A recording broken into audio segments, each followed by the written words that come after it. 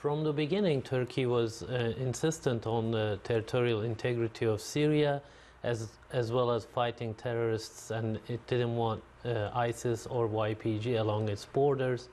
And over the past, 6 years now, 7 years, I guess, that Turkey has lobbied international powers at the diplomatic level. On the ground, it sought to secure its security along the border, and most recently, obviously, talking to President Trump, Turkey said we can assume this role of defeating ISIS. You don't have to ally with the YPG, which is a national security threat for us. Why do you think we didn't see that before?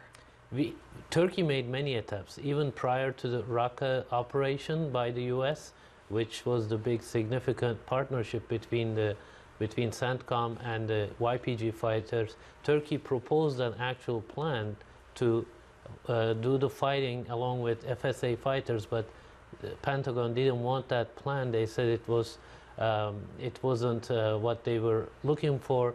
It would take too long, etc. But then it took 9 months for actually CENTCOM to start that operation.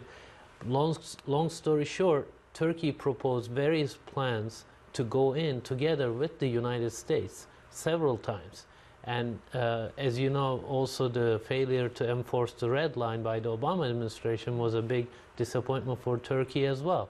So in many instances, Turkey sought U.S. partnership on the ground against ISIS and stabilization of northern Syria, but that didn't happen, largely because of the preferences of the Pentagon. Do you think that the announcement of the Turkish operation, that Turkey was going to launch this operation to clear the region of the YPG terror group, do you think that that has precipitated the announcement of the troop withdrawal, and also the cooperation that we're seeing now? The National Security Advisor John Bolton is going to be in Turkey on Tuesday speaking with Turkish officials in Ankara.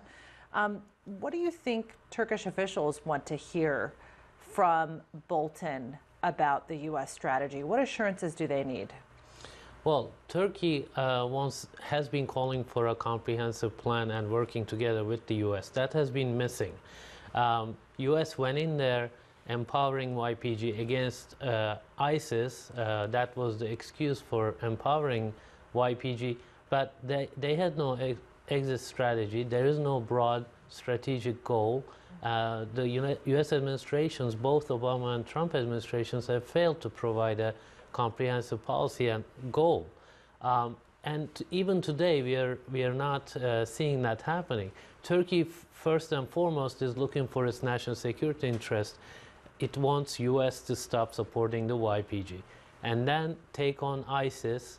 There are certain pockets remaining with ISIS fighters inside Syria, and Turkey seeks U.S. support, both logistical and otherwise, but it is ready to do the actual fighting along with FSA fighters. This plan sounds good in theory, what Erdogan has run through, but what do you think the biggest challenges are going to be?